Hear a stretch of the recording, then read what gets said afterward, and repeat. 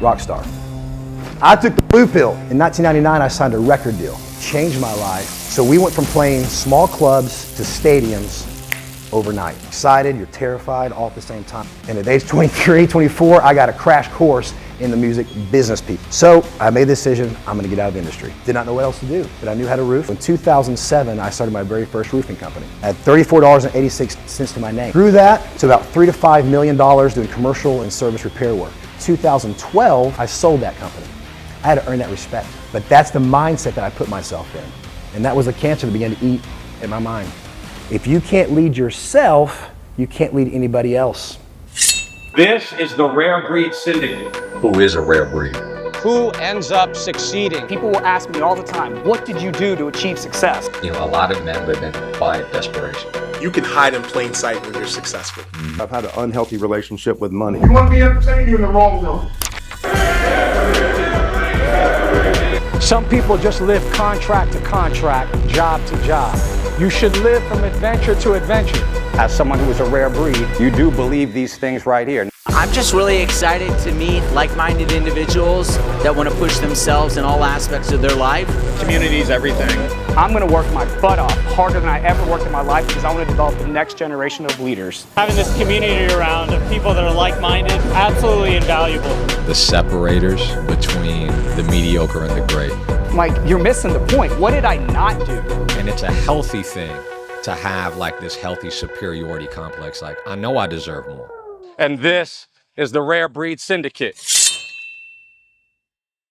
So, one of my favorite parts of building this group is meeting other remarkable men and obviously bringing them into the Rare Breed Syndicate because they embody every principle, every value that a rare breed has. The person that I'm about to introduce is the founder and CEO of Invictus Roofing. That is, of course, a typo. A company largely built around the principles of excellence, integrity, and growth. That same company, which was co-founded, ended up being one of the largest commercial and multifamily roofing companies in the entire United States. He ended up ranking number 4 in 2017 as one of Dallas's fastest growing companies as recognized by the School of SMU, Cox School of Business, and the Caruth Institute for Entrepreneurship. Much like everybody in here who has some leadership under their belt, he loves leading other up-and-coming entrepreneurs since he scaled a business himself, helping them navigate through the challenges of scaling a company. His leadership philosophy, it centers around these main components: resilience, accountability, and continuous improvement. Him as a man, I already know just from our initial conversation this week, he's a dedicated fitness enthusiast with a deep passion for MMA and combat sports, and he thrives on discipline and intensity, often drawing from the parallels between the mindset required inside of the ring. But his most important titles are that of husband, father, and his 3 beautiful children and 2 dogs. Please give a warm hand to Kevin Kirkwood.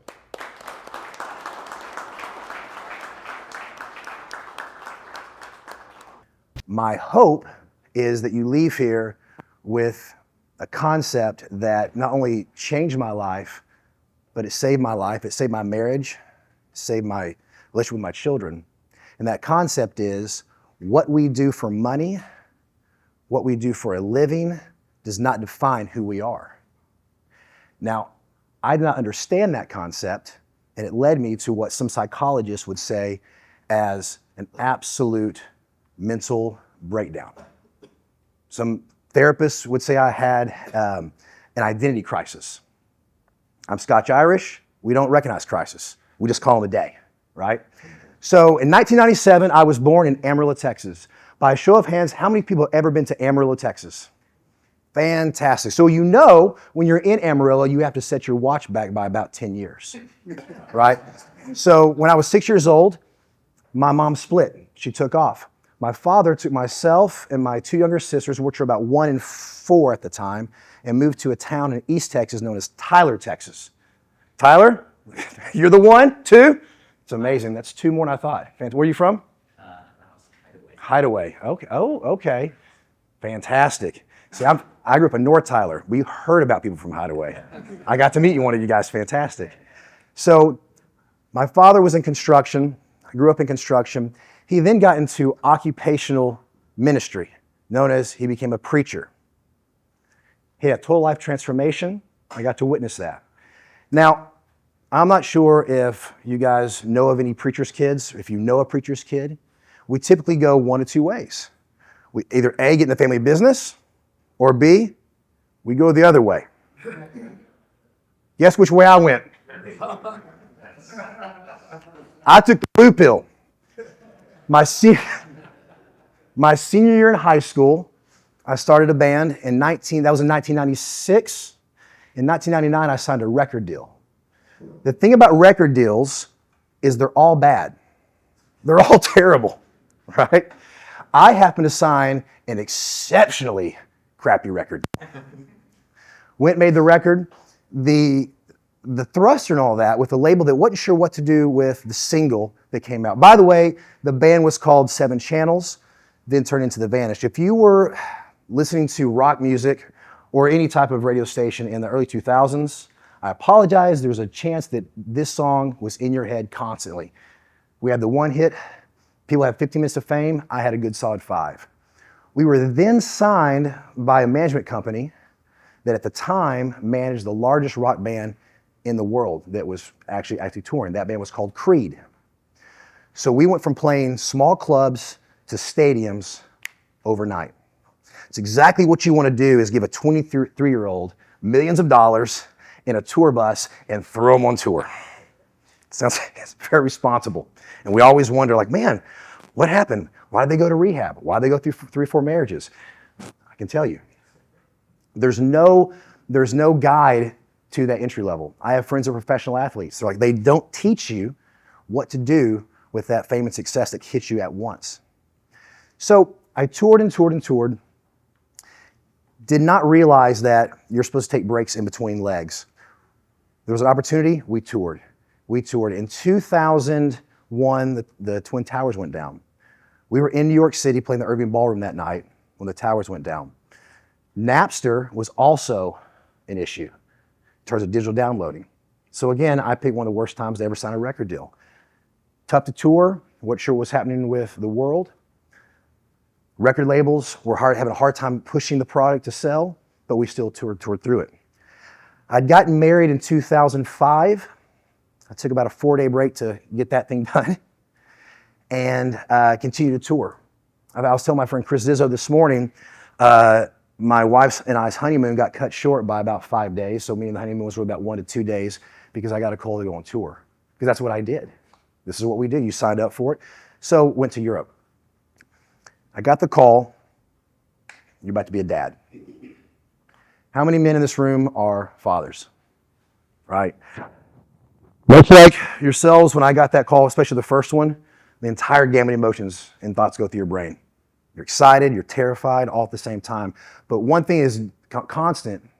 We knew, I'm sure you knew, I definitely knew that things are about to change. Wasn't sure how, but they're about to change. Now, I never really was ever interested in necessarily getting married because I didn't have a good example of what that looked like, but I always wanted to be a dad. And I'd been on tour long enough, been with other artists and musicians that were on their 4th marriage.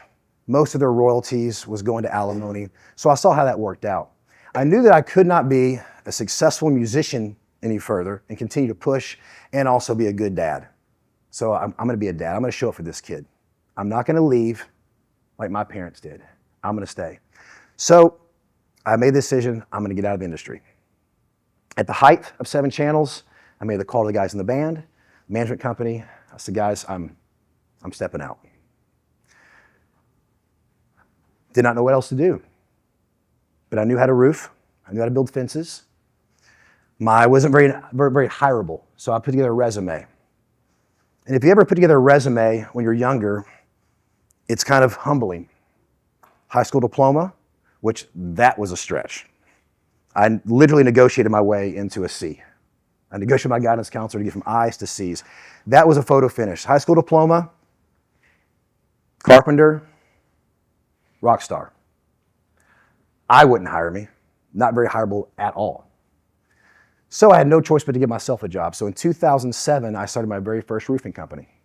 I had $34.86 to my name. Now you might be thinking, well, did you make any money in the record industry? We had a gold record. But again, I also learned there's music, and then there's a thing called the music business. And at age 23, 24, I got a crash course in the music business piece of it. Remember that really bad record contract I signed? That came back to bite me in the ass. So we're in lawsuits, all my royalties tied up. I had $34.86 to my name and a ladder. Started my first roofing company. Grew that to about $3 to $5 million doing commercial and service repair work. In 2012, I sold that company. I retained 25% ownership of it. So from 2012 to 2018, we 10x that business. I then exited that business and started what is now Invictus Roofing and Construction. My friend Noel here showed up this morning. Thank you, Noel. Used to be a part of that organization. And now Noel is off on his own and has a very successful business that he's growing as well.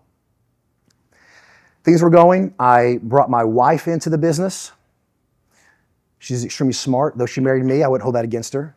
She has a background in accounting, was a CFO, and her background is she took companies public. So I brought her in as a CFO. I brought my vice president of operations from the former company who ran the day-to-day of all 5 offices from LA all the way to Florida. I brought him as a partner. I had the team, started scaling, hit the ground running, living in $1 million home. I was a millionaire. Things were going great. Successfully started a business. I guess my first business was the music business. Exit out of that successfully. When I say successfully is I did not have to go to rehab and I was still above ground. That's a success, especially in the 90s. You know.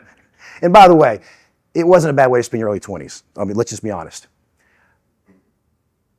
Everything was going. And then I started feeling anxious. I started getting depressed. The anxiety was so bad that after about 6 months of this, not sure what was going on, I was having a hard time getting out of bed. Now, mind you, I would get up at 4 o'clock in the morning, run 3 miles, go lift weights. I have a background in boxing. I understood what discipline was. My grandfather was a competitive power lifter. My dad, I remember my earliest memories was lifting weights with my dad and just trying to figure out how to power lift as much as he could. My health was deteriorating. I couldn't form sentences. I went to a networking event just to get out of the house. Now, mind you, the business is still thriving. It's still soaring. On paper, things are great. Here's another shot right here. I don't know where exactly I am, but I think this was on the Green Day tour. So people are still kind of getting their beer and stuff, you know, probably the opening act. And this is the other stage I was on as a roofing contractor. I was at this event, barely being able to hold it together, not really sure what was going on. My wife was trying to figure out what's happening. My business partner was trying to understand. Kevin's, he's not there. The idea of going to the gym paralyzed me. I couldn't move. Heard a conversation from a gentleman that was speaking to another guy. And this gentleman asked him, says, "What is it that you do?" Another gentleman said, what do you mean? What do I do? What do you do for a living? He said, "Oh, well, every other year, about 12 buddies and I, we've known each other for about 20 years, we go cross country on our motorcycles. And then I like to take my family to Europe, different parts abroad. I'm an avid mountain biker." He started listing all these hobbies and things he does. And so this catches my attention.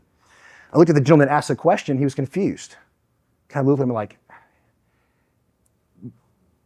the man sitting next to me said, "Oh, you want to know what it is I do for work, what I do to make money. Oh, what I do to make money is I buy and sell companies. That's what I do for me. But what I do for a living is my family. I ride motorcycles. I ride mountain bikes. I do this, I do this, I do this." That stuck with me. It's like a light bulb went off. What I had realized And I drove home that night, and tears started coming to my eyes, if I'm being very transparent. And I grew up in a culture where you did not cry. You suppressed that shit. I started welling up in tears. I'm like, what is happening? And this clarity hit me that my identity is something that I don't know. I don't know who I am. Because my identity was set in, how many records am I selling? How many tours are we on? What's the attendance? What's the merch sales? When's the next single? I need another single, Kevin. I need another hit. Transfer that over to what's the gross profits? How many offices have we opened up this quarter? What other companies have we acquired? What's the EBITDA? My value was set on what I did, but it wasn't who I was. So I had to figure that out. At this time, I'm probably 42 years old. Started a business, exited the business successfully, started another one that was growing 3x every year. $1 million home, rental properties, wife, 3 kids, 2 dogs. On paper, I had it together. Internally, I was broke. I was broke.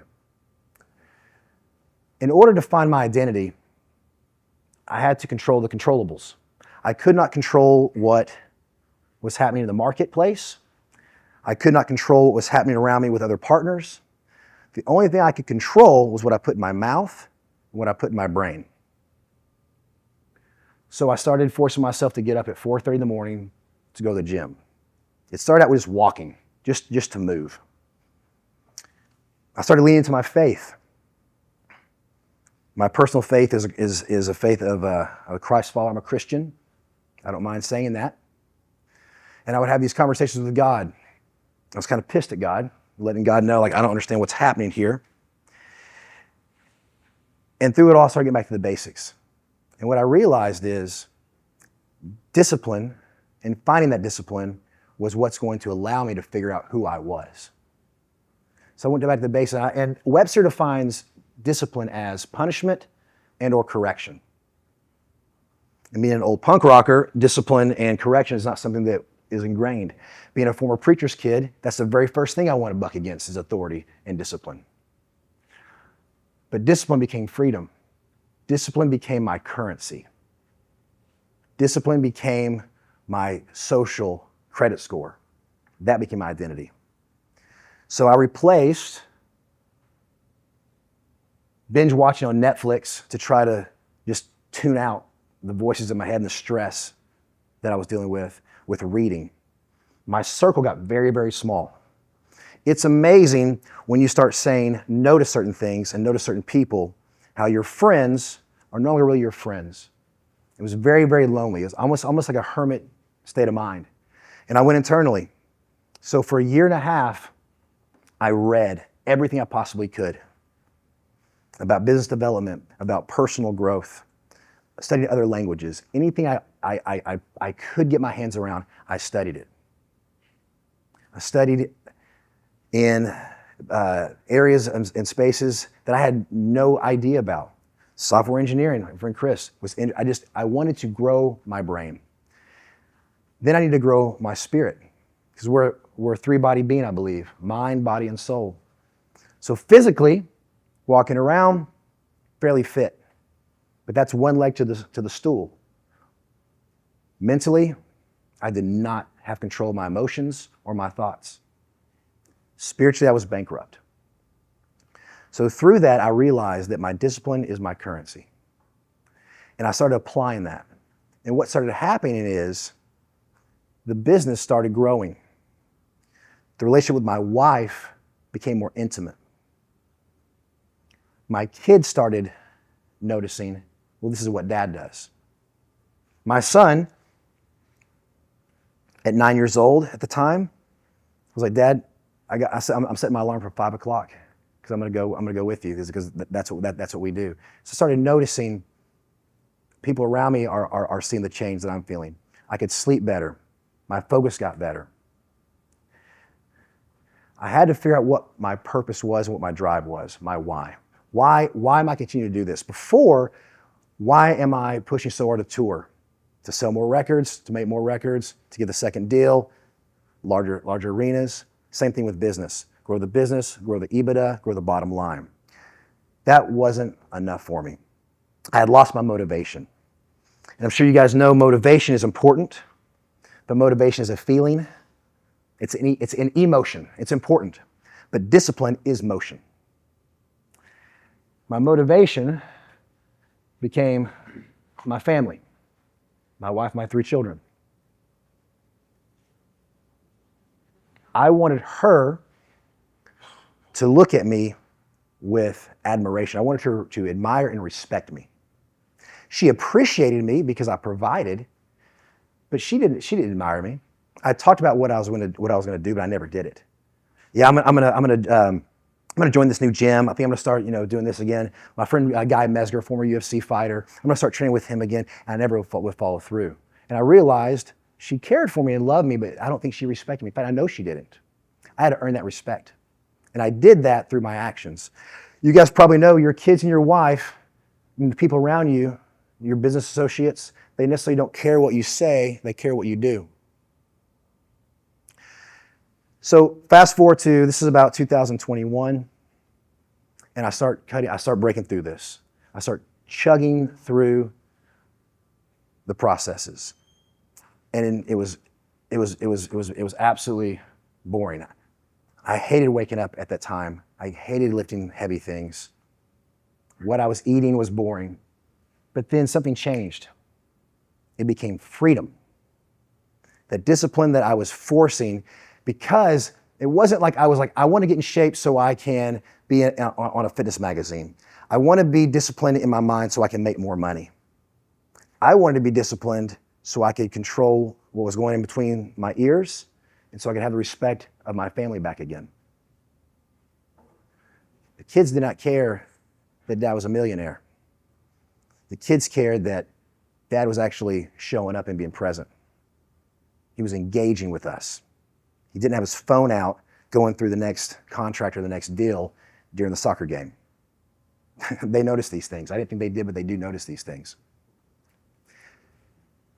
The act of discipline, for me, I had to write down my core values. I had to write down I made a contract with myself, and I wrote it down.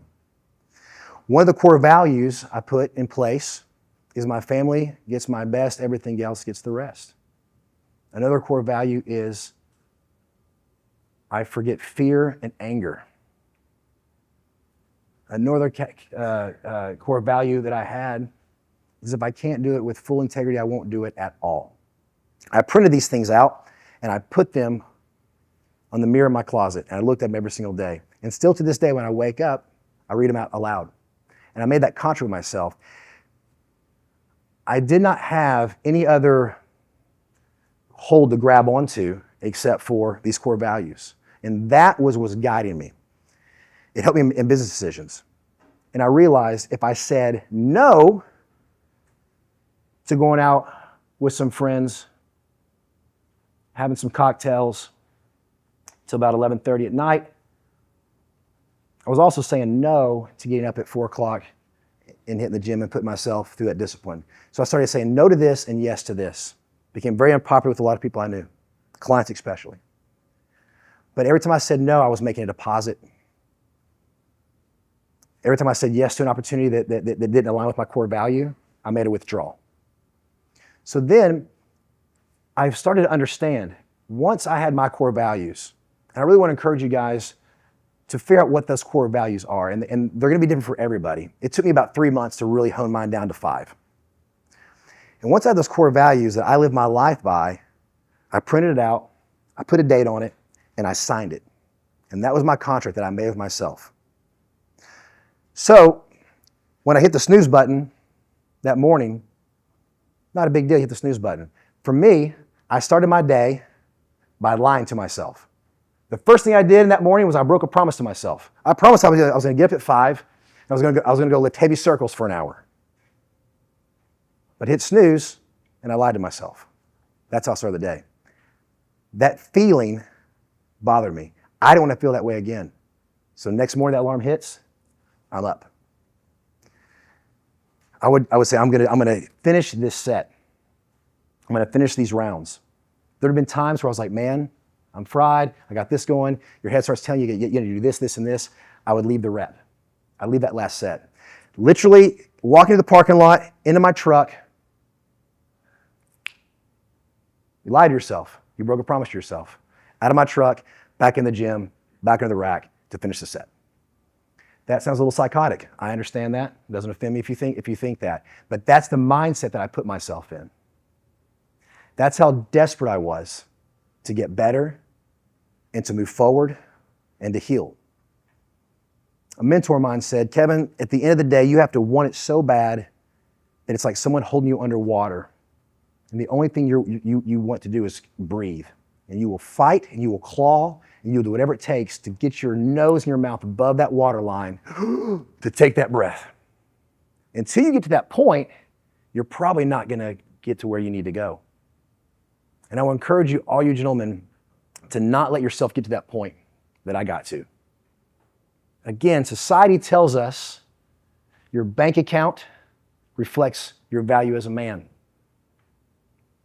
What you do reflects who you are as a man. I grew up thinking that. And that was a cancer that began to eat at my mind.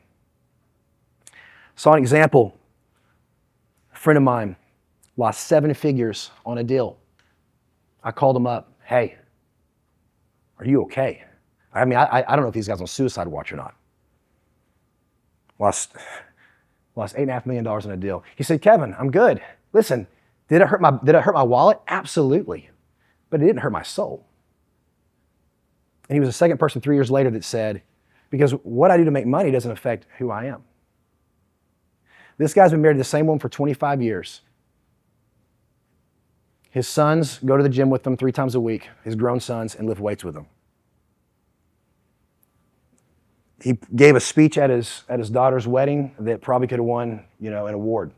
He's the guy that you measure success by, not because of what he does for a living, because of the way his family looks at him and the way he leads his family. And that's when he told me, he said, Kevin, here's the deal. The reason why I have this mindset is because I lead myself. The market doesn't lead me. The sports agents don't lead me. The lawyers don't lead me. If you can't lead yourself, you can't lead anybody else. I said, what? He said, Kevin, you can motivate your team. You can inspire your kids, and you can even inspire and fool yourself for a little bit. But you truly can't lead anyone around you until you can lead yourself. And guess what, son? You lead it in private and you leave it in darkness. You lead when no one else is around. It's done in the dark. It's done when no one's clapping. So my takeaway is this. I really want to encourage you guys. Everyone in this room, you're here for a reason. You're here because you are successful and you're growing your success. You're here because you want to be successful. The fact that you guys have found a group of men that have the same goal and the same energy and the same mindset, I probably could have avoided 4 years of anxiety and depression and almost losing what I'd built, my family and my business, had a group like that. I want to encourage you guys, spend some time to find out what your core values are. What's your non-negotiables? It's different for everybody. And once you come up with those, don't chat GPT it. Really dig in. I'm just saying, it's there. Really dig in. This is not between you and AI. This is between you and what's in here. Write that down. Write the date. Sign it. Stick it on a mirror. See where you see it every single day. And that's the recipe. If it conflicts with this, I don't do it. If it aligns with this, I do it. I will not take a meeting with a client or with an investor if it happens to be during a Holden soccer game. I won't do it. Because that's what I do for a living. If I say my family gets my best, everything else gets the rest, then I got to live that. No, I'm sorry, sir. I cannot meet with you and your team at that date. I got this time and this time. Oh, we have other things going on. Absolutely do. I have an 11-year-old that's going to do a hat trick today at soccer, and I'm not missing that. Going to see dad there. What you do for a living and what you do for money does not define you, who you are as a man. Discipline is the path to finding out who and what your true identity is. I'm not a public speaker by trade. I consult with other businesses. I start businesses, I sell businesses. That's what I do for a living. I was given the opportunity today, and I was so blessed with it, to be able to share what I know. And I can only talk about what I know. And what I know is you can have everything in front of you and hit every single goal, every single milestone, on paper be successful, but be completely lost and bankrupt inside because my identity was with something that did not align with who I was. What we do for a living, what we do for money, does not define who we are as a person. Our discipline is our true currency, and the discipline is the path to find out who you are as a man, as an individual. Thank you so much. I really appreciate you guys.